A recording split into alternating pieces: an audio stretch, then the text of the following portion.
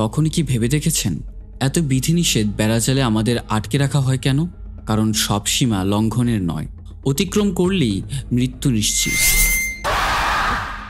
এমনই এক জঙ্গলের প্রাকৃতিক সীমা লঙ্ঘনই কাল হলো ভ্রমণ করতে আসা একটি গ্রুপের। বলছিলাম সত্য ঘটনা অবলম্বনে বা তার থেকে অনুপ্রাণিত একটি তামিল হরর মুভি যার নাম পেচি। তাছাড়া কেমন আছো তোমরা সবাই? আশা করি সবাই খুবই ভালো আছো। সাথে আছি আমি Imon, and welcome to my channel সিনেহল।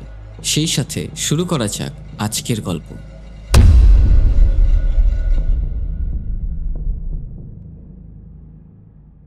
গল্পের শুরুতে আমাদের একটা কাপলকে দেখানো হয় যারা কিনা তামিলনাড়ুর একটি জঙ্গলে ঘুরতে এসেছিল। জঙ্গলটার নাম ছিল আরানমানাই। সারাদিন ঘোরাঘুরি আর টুকটাক রোম্যান্স। এরপর রেস্ট নেওয়ার জন্য তারা একটা জায়গায় ক্যাম্প করে। ছেলেটার নাম ছিল রাম। কিছুক্ষণ আগুন জ্বলার পর একটা পর্যায়ে তাদের লাকড়ি শেষ হয়ে যায়। আগুন নিভে গেলে রাম চলে যায় কাঠ আনতে। পথে সে একটা ত্রিশূল দেখতে পায়। এই জায়গায় এটা দেখতে পেয়ে সে কিছুটা অবাক হলেও ত্রিশূলটা একটা সাইডে ফেলে দিয়ে সামনে বড় এক গাছের সামনে চলে যায়। তার গার্লফ্রেন্ড কানে ইয়ারফোন দিয়ে বসে গান শুনছিল। রাম কিছু দূর গিয়ে কাঠের জন্য গাছটির ডাল ভাঙা শুরু করে। একটু কষ্ট করার পরেই ডালটা ভেঙে যায়। ডাল ভাঙার পর সেটার মাঝে একটা পেরেক গেঁথে থাকতে দেখে সেটা খুলে ফেলে। তার সাথে সাথে গাছটার মাঝখান থেকে ভাগ করে কিছু একটা বাইরে আসার চেষ্টা করছিল। সে আতঙ্কিত হয়ে তার গার্লফ্রেন্ডকে ডাকার চেষ্টা করলেও রামের গলা দিয়ে কোনো শব্দ বের হচ্ছিল না। গাছটার মাঝখান থেকে ভাগ হয়ে সেখান থেকে একটা কালো রঙের অদ্ভুত ভয়ঙ্কর দেখতে পুতুল রামের হাতে এসে পড়ল। ঠিক তখনই সে এক অবয়বকে দেখতে পেয়ে ভয়ে পালাতে লাগে এবং একটু পর সেই অবয়ব সেখানেই তাকে মেরে ফেলে। রামের গার্লফ্রেন্ড খেয়াল করে অনেকক্ষণ যাবৎ সে ফিরছে না। সেখান থেকে উঠে সে রামকে ডাকতে শুরু করে। তখনই তার পায়ের কাছে ঠিক সেই কালো পুতুলটা এসে পড়ে। সে পুতুলটা হাতে নিতেই কোনো এক অবয়বকে দেখে সেও চিৎকার করে এবং এখানে আমরা বুঝতে পারি অবয়বটা তাকেও মেরে ফেলেছে। এরপর কয়েক মাস পরের ঘটনা। মারি নামের এক লোক কাজের জন্য বাড়ি থেকে বের হচ্ছিল। তার মেয়ে তার বাইকের চাবি রেখে জেদ ধরে বসে সে বাবাকে যেতে দেবে না, কারণ আগামীকাল তার জন্মদিন। সে চায় তার বাবা তার সাথে থাকুক। মারির স্ত্রীও তাকে যেতে নিষেধ করলো, কিন্তু মারি তাদেরকে কথা দিয়ে বের হয় যে কালকে মেয়ের জন্মদিনে সে ঠিক সময় মতো উপস্থিত থাকবে। এরপর আমাদেরকে একটা বন্ধুদের গ্রুপ দেখানো হয়। গ্রুপের সদস্য 5 জন। তাদের নাম জেরি, মিনা, চরণ, সেতু আর চারু। এদের মধ্যে মিনা আর চারণ হলো কাপল। তারাও সে একই জঙ্গলে ট্রেকিং করতে এসেছিল যেখানে রাম ও তার গার্লফ্রেন্ড মারা গিয়েছিল।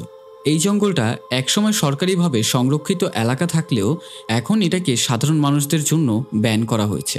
এর মানে রাম আর তার গার্লফ্রেন্ডও এখানে ইল্লিগালি ট্রেসপাস করে ঢুকেছিল এবং এই ফ্রেন্ড সার্কেলও ডিসিশন নেয় তারাও সেই জঙ্গলে ট্রেকিংয়ের জন্য যাবে।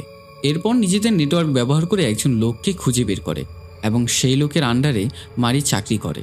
তাদের কাছে মারিকে পাঠানো হয় গাইড হিসেবে, কেননা তাদের একজন লোকালের প্রয়োজন ছিল যে কিনা তাদেরকে ঠিকভাবে গাইড করে জঙ্গলের বাইরে নিয়ে যাবে আর এই জঙ্গলের রাস্তা ঠিকভাবে চেনে, কেননা জঙ্গলের মধ্যে ঘোরাঘুরি করা নিষেধ। তারা মারিকে তাদের সাথে গাড়িতে করে জঙ্গলের উদ্দেশ্যে রওনা দিলে কিছু দূর যাওয়ার পর রাস্তায় মারির মেয়ে তাদের গাড়ি থামিয়ে মারির গলায় একটা তাবিজ পরিয়ে দেয়। এটা মারি জঙ্গলে যাওয়ার সময় সবসময় পরে বের হতো। আজকে সে ভুলে গেছে, তাই তার স্ত্রী তার মেয়েকে দিয়ে এটা পাঠিয়েছে এবং সেখান থেকে মারি তার স্ত্রী ও মেয়েকে বিদায় জানায়। জঙ্গলের কাছাকাছি একটা চেকপোস্ট থাকায় তাদের সেখানেই গাড়ি রেখে পায়ে হেঁটে যেতে হয়। তাদের গাড়ি মারির গ্রামের এক পরিচিত লোক পাহারা দিচ্ছিল। জঙ্গলের একটু কাছাকাছি এসে মারি সবাইকে বলতে লাগলো এখান থেকে ভেতরে আর মোবাইলের কোনো সিগন্যাল পাওয়া যাবে না। আপনাদের যদি কাউকে কল করার প্রয়োজন হয় তাহলে এখনই করতে পারেন। এরই সাথে মারি তাদেরকে জানিয়ে দেয় একমাত্র আমার কথা মেনে নিয়ে চললেই আমরা এখান থেকে ঠিকভাবে বের হতে পারবো। জঙ্গলে থেমে থেমে অনেকটা পথ পার করার পর তারা একটা পানির ধারা খুঁজে পায়। সেখানে মিনা আর চারু অনেকটা এনজয় করে আর হইচই শুরু করে দেয়। মারি তাদেরকে চুপ করে দিয়ে বলে এখানে জঙ্গলি জানোয়ার এই শব্দে চলে আসতে পারে, তাদের উচিত এখনই যত তাড়াতাড়ি সম্ভব এখান থেকে সামনে চলে যাওয়া। সবাই মারির কথা মেনে নিলেও মিনা মারির ওপর ভেতরে ভেতরে রাগে ফুলতে থাকে আর সে চারানকে জানায় তার মারির এই অর্ডার দেওয়ার ব্যাপারটা ভালো লাগছে না। এরপর তারা কিছু দূর যাওয়ার পর একটা ঝোপ দেখতে পায়, যা সরাতেই রেস্ট্রিকশন এরিয়ার একটা বোর্ড তাদের চোখে পড়ে। যার সাথে অনেকগুলো ঘন্টা বাঁধা ছিল। সেতু সেটায় হাত লাগাতেই পুরনো রশিগুলো ছিঁড়ে পড়ে যায় এবং সবটা নষ্ট হয়ে যায়। মারি তাদের সবাইকে সামনে যেতে বাধা দেয় আর অন্য রাস্তা দিয়েই নিয়ে যেতে চায়। এই ব্যাপারে মিনা আর রাগ কন্ট্রোল করতে না পেরে মারিকে কথা শোনে, কিন্তু মারি সবাইকে বলে এই সীমানার ভেতরে কোনো এক প্রেতাত্মা বসবাস করে, তাই তাদের অন্য রাস্তা দিয়েই যেতে হবে। তারা সবাই এটা নিয়ে প্রথমে মজা করলেও পরে মারির জোরাজুরি আর কঠোরতার জন্য তার কথা শুনতে বাধ্য হয় সবাই। অন্য রাস্তা দিয়ে যাওয়ার সময় চারুকে কেউ যেন বারবার ডাকছিল। সেই ডাকের সন্ধানে একটা পাহাড়ের খাদের কিনারায় গিয়ে পৌঁছায়। তার মনে হলো তাকে কেউ পেছন থেকে ধাক্কা দিচ্ছিল। ঠিক সেই সময় মারি এসে তাকে ধরে ফেলে এবং এই যাত্রায় চারু বেঁচে যায়। কিন্তু বন্ধুদের সাথে হাসি তামাশায় সে এই বিষয়টা অনায়াসে ভুলে যায়। অন্যদিকে মিনা আর চারান আড়ালে কোয়ালিটি টাইম স্পেন্ড করছিল। তাদেরকে একসাথে দেখে জেরি নিজের ক্যামেরা দিয়ে ছবি তুলছিল। মিনা চারান ব্যাপারটা বুঝতে পেরে সেখান থেকে চলে যায়, কিন্তু জেরি এখনও ভাবছিল মিনা হয়তো গাছের আড়ালে লুকিয়ে আছে, তাই বারবার তাকে ডাকছিল। গাছের আড়াল থেকে বিভৎস ভয়ঙ্কর দেখতে এক প্রেতাত্মা বেরিয়ে এলে জেরি পালানোর চেষ্টা করে। মাটির নিচ থেকে একটা হাত বেরিয়ে এসে জেরির পা ধরে টানতে থাকে। সে কোনো রকমে সেখান থেকে পালিয়ে সবার কাছে এসে পৌঁছিয়ে সব ঘটনা খুলে বলে। সাথে সাথে তার পায়ে বসে যাওয়া হাতের ছাপটা দেখায় এবং সে জানায় সে এক্ষুনি বাড়ি ফিরতে চায়। এই ঘটনায় জেরি ভীষণ রকম ভয় পেয়েছে, কিন্তু তার বন্ধুরা এই ব্যাপারটা বিশ্বাস তো করেই না, উল্টো জেরিকে নিয়ে সবাই হাসাহাসি করতে শুরু করে। এক পর্যায়ে রাগের মাথায় জেরি তাদের একটা চ্যালেঞ্জ দেয়। তাদের যদি এতই সাহস থাকে তাহলে ওই রেস্ট্রিকশন জোনের ভেতর থেকে ঘুরে এসে দেখাক। জেরির কথা সিরিয়াসলি নিয়ে সেতু এবং চারু সেখানে চলে যায়। মারি সবাইকে বারবার সাবধান করছিল, তবে এবার তাদের মধ্যে কেউই আর মারির কোনো কথার তোয়াক্কা করছিল না। সেতু আর চারু রেস্ট্রিকশন জোনের কিছুটা ভেতরে ঢুকে জায়গায় জায়গায় বিভিন্ন গাছে লাল রঙের ফিতা বেঁধে রাখে। কিছুটা ভেতরে ঢুকতেই একটা পুরনো ভাঙাচোরা বাড়ি দেখতে পায়। তারা দুজন সে বাড়ির ভেতরে ঢুকে আর ওই কালো রঙের পুতুলটাকে মেঝেতে বিশেষ এক সার্কেলের মধ্যে দেখতে পায়। সে প্রমাণ রাখার জন্য সেটার সাথে সেলফি নিতে শুরু করে। ঠিক সে সময়ে ওই প্রেতাত্মাকে সে দেখতে পায়। সে তাকে চারিপাশে ঘিরে রেখেছে।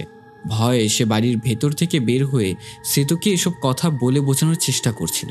অন্যদিকে মারির তাদের জন্য চিন্তা হচ্ছিল, তাই সে ওখানে গিয়ে চেক করতে চাইছিল।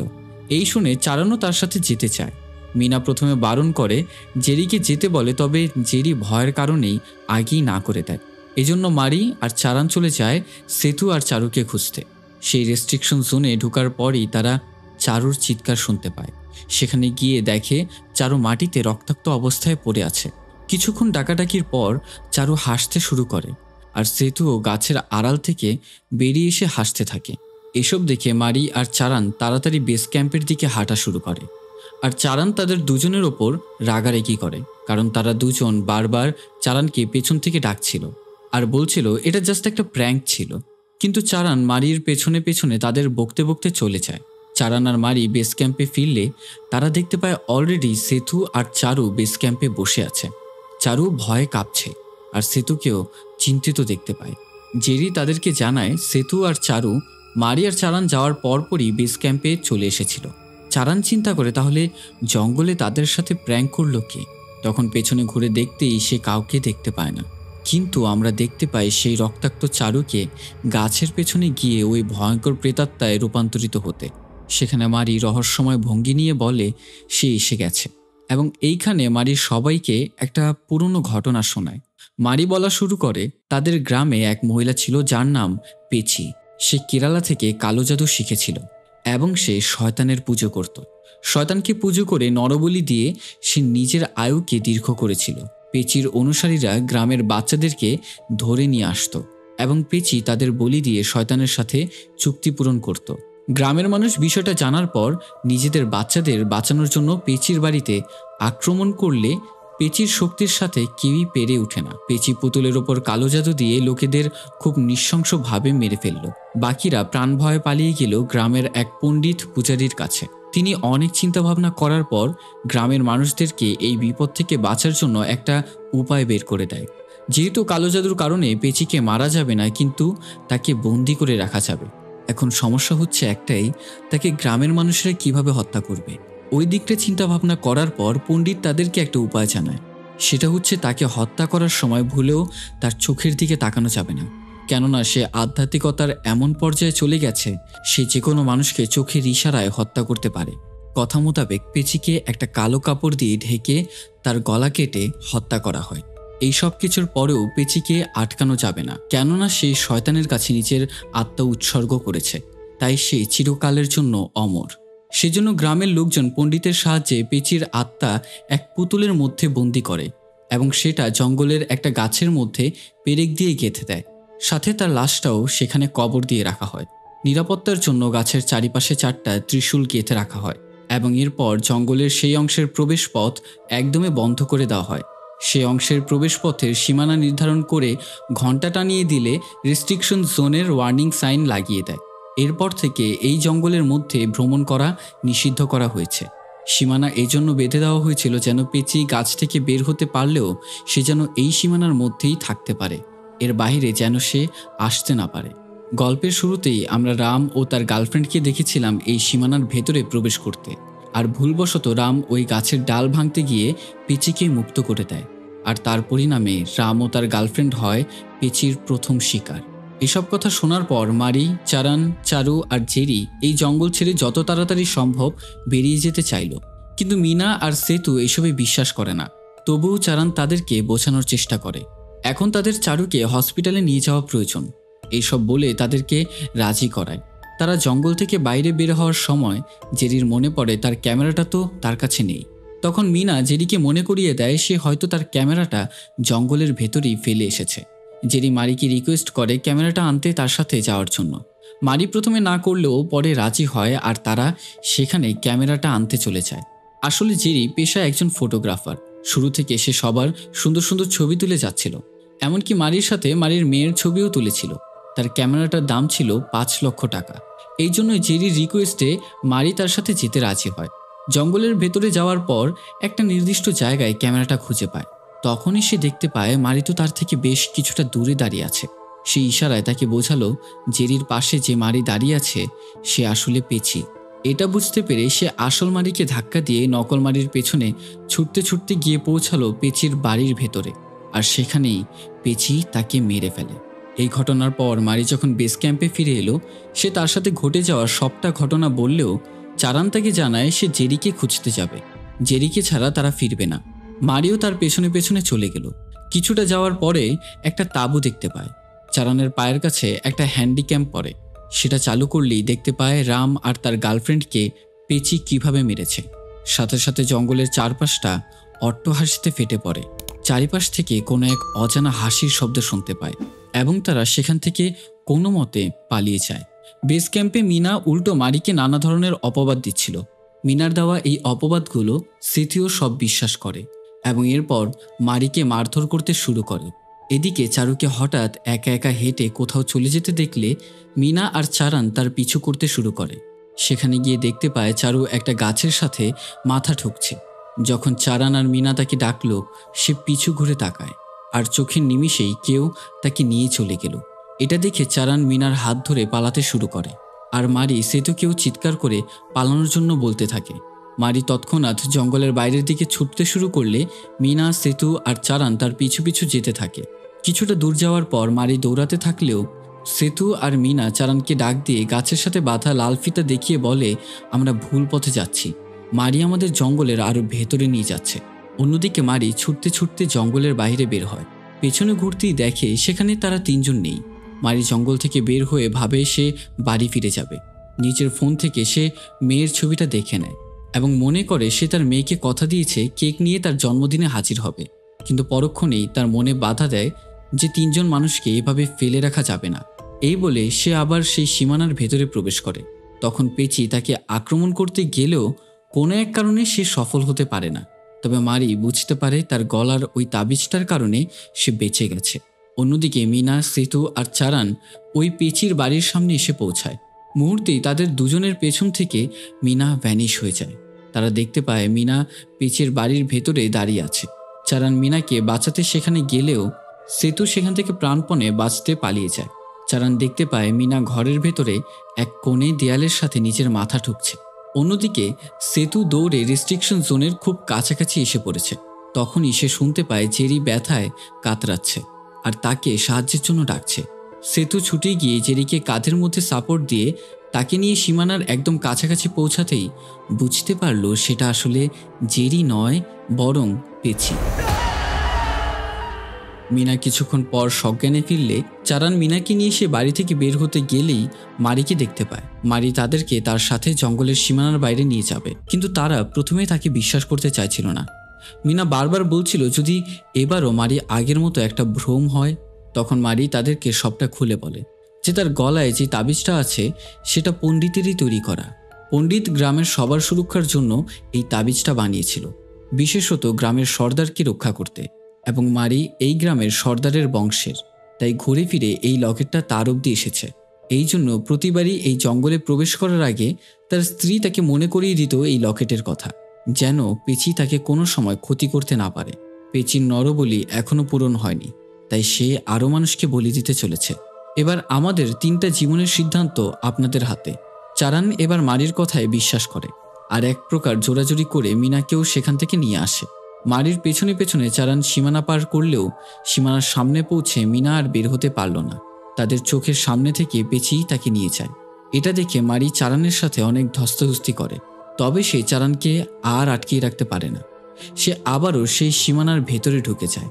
চারান পাগলের মতো জঙ্গলে নিজের প্রেমিকা মিনাকে খুঁজতে থাকে। সে খুঁজতে খুঁজতে প্রায় অতিষ্ঠ। বারবার সে তার বন্ধু আর পেচির প্রেতাত্মা দেখছিল, কিন্তু তারা কেউই চারানের ক্ষতি করছিল না। এক পর্যায়ে সে বুঝতে পারে আসলে মারির সাথে ধস্তাধস্তির সময় মারির গলার তাবিজটা চারানের জ্যাকেটের চেনের সাথে আটকে গিয়েছিল। এই কথা মনে করে সে সীমানার বাইরে চলে আসে এবং এসে দেখতে পায় মারিকে কে যেন গলা কেটে হত্যা করেছে। এটা বুঝতে পেরে সে জঙ্গলের বাইরে যেখানে গাড়ি রাখা হয়েছিল সেখানে চলে যায় এবং মারির লাশটা সেখানেই পড়ে থাকে। আজকে তার মেয়ের জন্মদিন, তবে সেখানে আর যাওয়া হলো না। চারান ফেলে আসা বন্ধুদের আর মিনার কথা ভেবে খুব কষ্ট পাচ্ছিল। একটা গাড়ি দেখে সে ছুটে চলে যায়। গাড়ি থেকে মারির সেই চেনা লোকটা বের হয়। চারান কথা বলার চেষ্টা করলেও সে হাঁপাচ্ছিল এবং কিচ্ছু বলতে পারছিল না। গাড়িতে উঠলে সেখানে সে মিনাকে দেখতে পেয়ে কিছুটা স্বস্তি পেল। তারপরে সেই অচেনা লোকটা চারানকে ঘুষি মেরে অজ্ঞান করে ফেলে। জ্ঞান ফিরলে চারান দেখতে পায় তার হাত পা বাঁধা। সে পেচির বাড়ির ভেতরে আছে। প্রথমে চারান ভেবেছিল ওই লোকটা হয়তো তাদের এখানে নিয়ে এসেছে এবং এখানেই বোঝা যায় মিনাই চারানকে প্রেমের জালে ফাঁসিয়ে তার বন্ধুদের সহ তাকে এখানে নিয়ে এসেছে পেচির নরবলি পূরণ করতে। যেহেতু পেচি জঙ্গলের সীমানার বাইরে বের হতে পারবে না, তাই জঙ্গলের মধ্যে লোকজনকে নিয়ে আসার দায়িত্ব মিনার। তাছাড়া মিনা হচ্ছে পেচির আসল উত্তরসূরি, আর এই জঙ্গলের সীমানার বাইরে মারিকে গলা কেটে হত্যা করেছে মিনা। এজন্য শুরু থেকেই আমরা মিনাকে দেখে এসেছি সে মারিকে একদমই সহ্য করতে পারত না। পেচির বাড়িতে চারানকে রেখে চলে যায় মিনা, আর আমরা জানি চারানের সাথে কি হবে। এরপর পোস্ট ক্রেডিট সিনে আমাদের দেখানো হয় আরেকটা বন্ধুদের গ্রুপ আসছে আরানমানাই করের সেই জঙ্গলে, যাদের মধ্যে একজনের ভাই এখানেই মিসিং হয়েছে। ভাইয়ের খোঁজে বন্ধুদের এখানে নিয়ে এসেছে, আর তাদের সাথে কি হতে চলেছে তা আমরা জানি। হয়তো ডিরেক্টর বাকিটা দর্শকের চিন্তার উপর ছেড়ে দিয়েছে, অথবা হয়তো আমরা পেতে চলেছি পেচি পার্ট 2। তো এখানেই শেষ হলো এই তামিল হরর মুভিটি। তো ভিডিওটা কেমন লাগলো তা অবশ্যই কমেন্ট করে জানাবেন। ভালো লাগলে অবশ্যই লাইক করতে ভুলবেন না এবং চ্যানেলে নতুন হয়ে থাকলে সাবস্ক্রাইব করে পাশে থাকা বেল আইকনে অল সেট করে দেবেন। টিল দেন দেখা হচ্ছে নেক্সট ভিডিওতে। Good bye.